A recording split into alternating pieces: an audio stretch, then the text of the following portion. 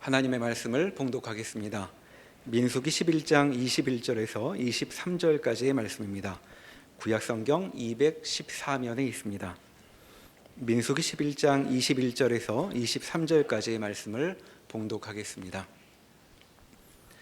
모세가 이르되 나와 함께 있는 이 백성의 보행제가 60만 명이 온데 주의 말씀이 한 달 동안 고기를 주어 먹게 하겠다 하시오니 그들을 위하여 양떼와 소떼를 잡은들 조카오며 바다의 모든 고기를 모은들 조카오리이까.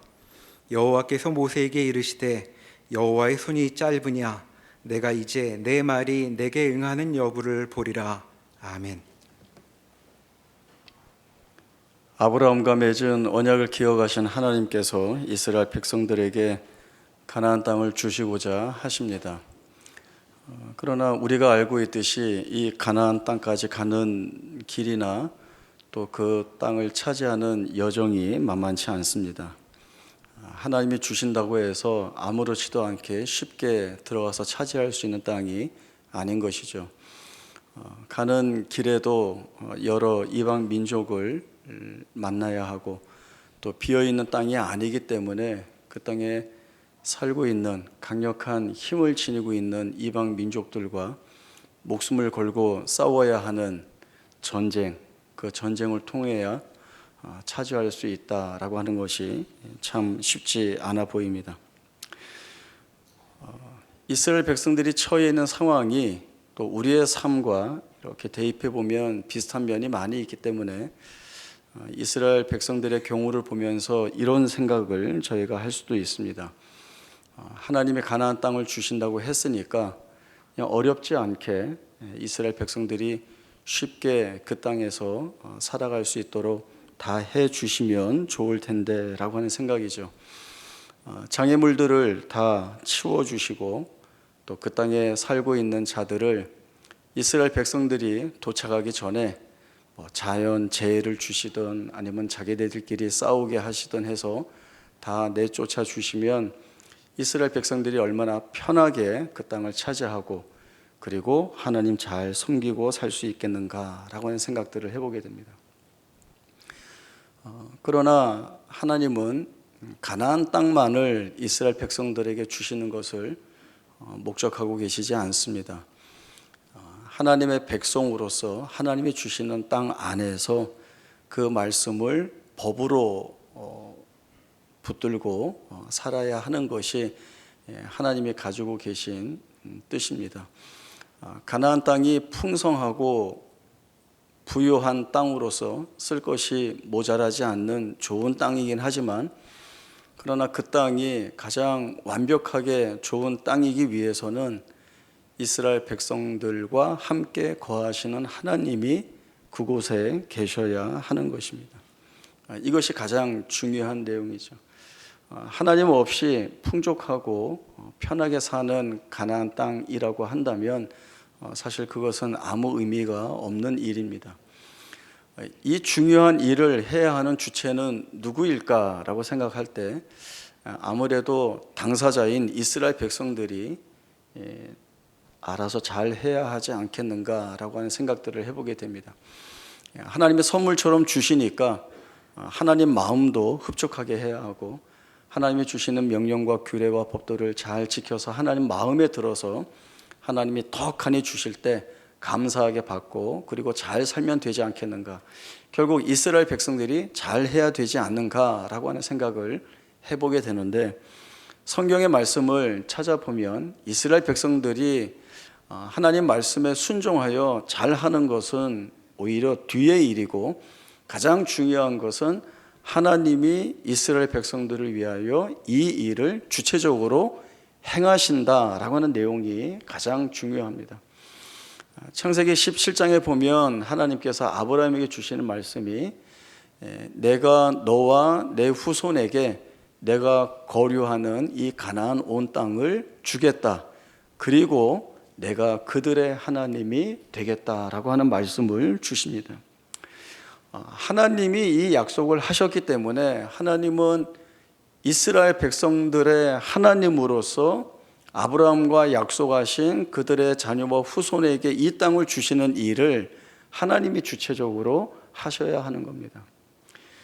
이 약속을 이루시는 일에 언약의 당사자가 되고 있는 이스라엘 백성들이 불순종하거나 때로는 하나님을 떠나는 때라도 하나님은 이들을 붙들어 순종하는 자리로 나오게 하시고 하나님을 떠나지 않게 하시는 은혜들을 부어주심으로 인하여서 이스라엘 백성들을 오로지 하나님만으로 인하여 사는 자들이 되도록 만드신 일을 하나님이 책임을 갖고 하신다라고 하는 겁니다.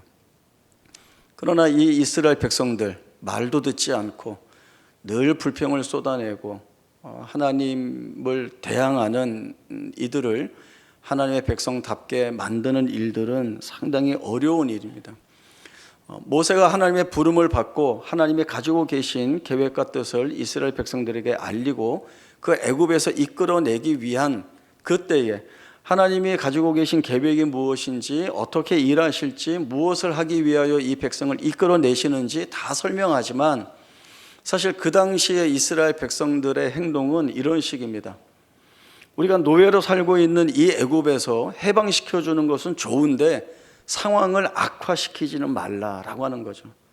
좋은 게 있으면 취하겠지만 그러나 지금보다 더 나쁜 상황을 만드는 것은 우리가 원하는 바가 아니다라고 하는 것이죠. 모세가 바로에게 가서 하나님의 말씀을 전하고 이스라엘 백성들로 하여금 출애굽하여 나가는 일들을 말할 때 바로는 거부합니다. 너희가 편하니까 이런 생각을 하는구나 해서 이전보다 더 가혹하고 혹독한 자리에 내몹니다. 그때 이스라엘 백성들의 반응은 우리를 내버려 두라고 하지 않았느냐라고 하는 모습이었습니다. 모세와 아론을 원망하죠. 하나님께서 10가지 재앙을 통하여 출애굽시켜 주시자 이 이스라엘 백성들은 그 하나님의 놀라운 권능을 찬송하고 그 하나님 앞에서 춤을 춥니다. 그러나 이 기쁨은 오래가지 않았습니다. 자기들이 조금만 힘겹고 어려운 상황으로 내몰리면 즉각적으로 주저없이 하나님을 원망하는 일을 했던 것이 바로 이 이스라엘 백성들입니다. 그러나 하나님은 이 백성을 포기하지 않고 끌고 가십니다. 그 끌고 가시는 가운데 보여주시는 것이 무엇인가 하면 너희를 위하여 이 약속을 이루기 위한 나 여호와가 얼마나 위대한가라고 하는 겁니다. 너희가 세상의 다른 것을 힘으로 삼겠지만 그 세상의 힘과 비교할 수 없는 하나님이 가지신 그 권능과 권위와 이적과 기적을 행하시는 그 강하고 펴신 팔이 갖는 너희를 향하여 갖는 이 하나님의 계획이 얼마나 위대하고 놀라운가라고 하는 것들을 늘 보여주시게 됩니다. 왜 하나님이 이스라엘 백성들에게 이 같은 일을 하시는가? 성경은 단 하나의 이유밖에는 설명을 하지 않고 있습니다.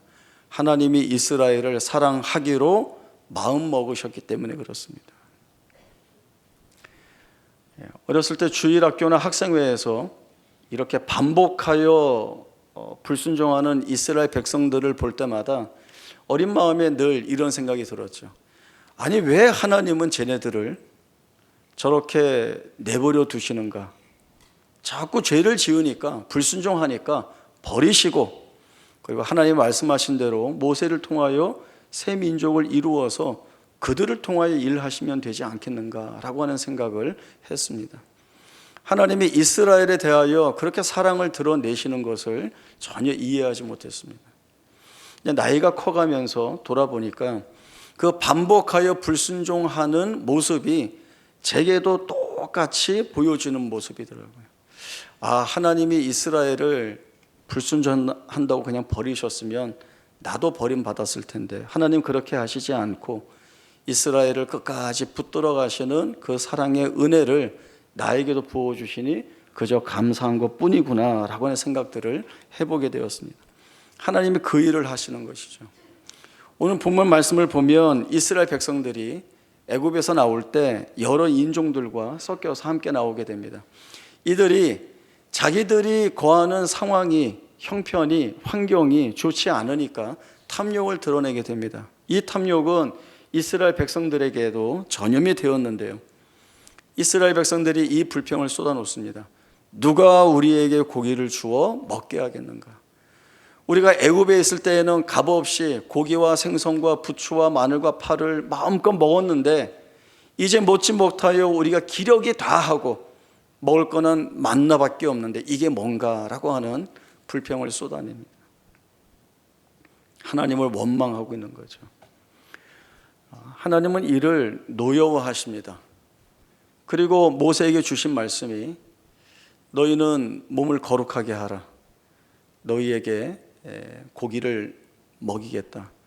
그러나 얼만큼 먹이시는가 하면 하루나 이틀이나 닷새나 열흘이나 20일이 아니라 고기가 싫어하기까지 한 달 동안 먹이겠다라고 하는 말씀을 주십니다.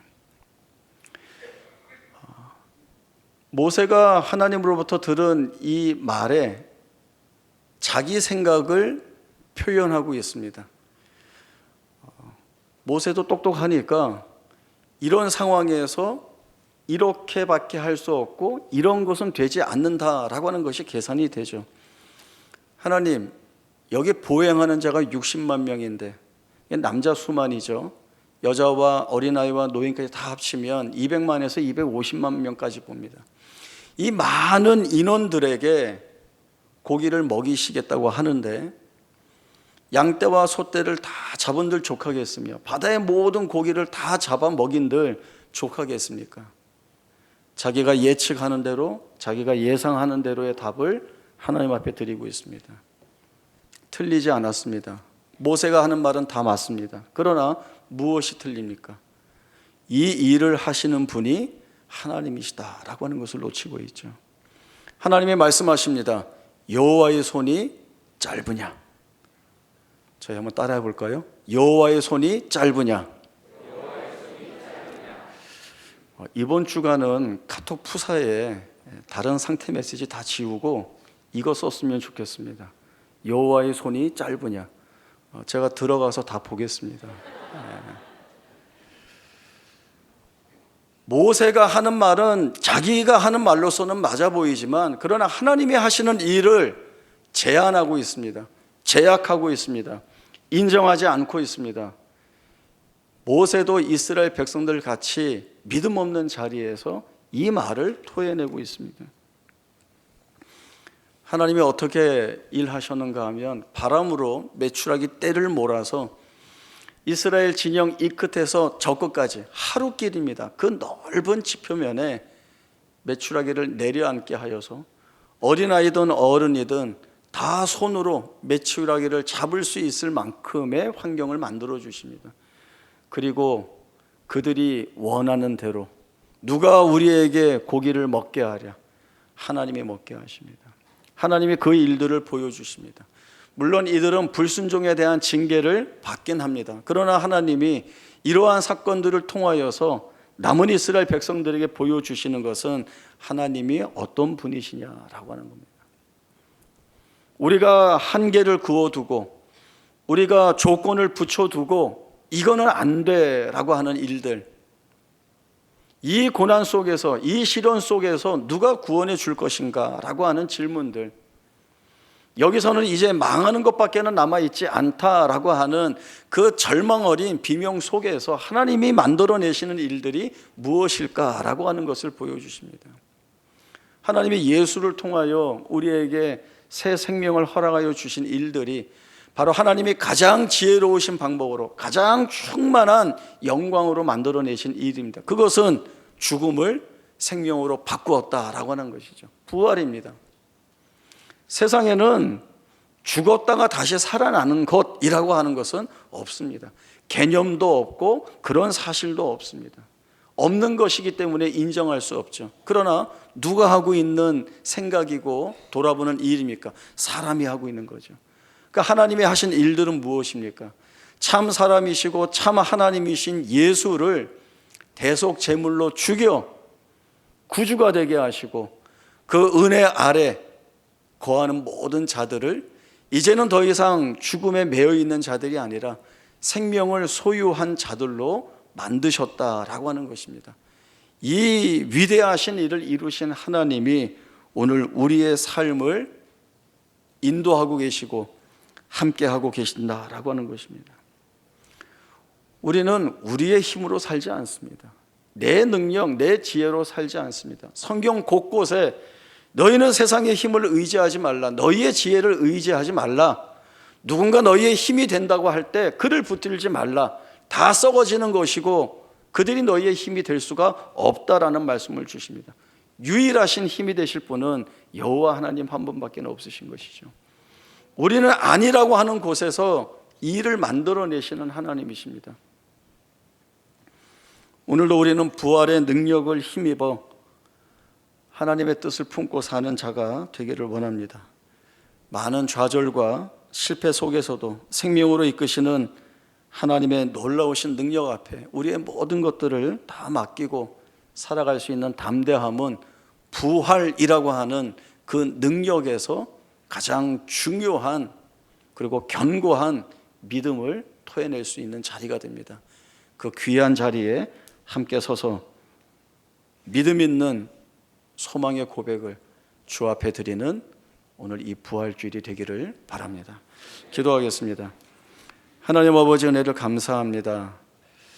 우리는 우리가 생각하는 것들이 있습니다. 여기까지, 그리고 이것만큼만, 이제는 더 아니라고 하는 우리가 정해놓은 한계 속에 하나님도 함께 묶어둔 것은 아닌지 우리의 마음들을 돌아봅니다. 여호와의 손이 짧으냐 말씀하시고 우리가 생각할 수 없었던 것들을 이루신 하나님께서 이제 부활의 능력과 은혜를 통하여 우리를 새 사람 되게 하셨습니다. 이 부활의 능력이 우리의 삶을 완벽하게 바꾸어낸 것이기에 이보다 더 값지고 귀한 것은 없습니다. 부활의 은혜를 우리의 참된 소망으로 붙들고 부활하신 첫 열매 되신 주님을 쫓아 부활의 생명을 지닌 자로 살아 하나님의 영광을 드러내는 복된 생애가 되는 우리 모두가 되게 하여 주옵소서. 거룩하신 예수님의 이름으로 기도하옵나이다. 아멘.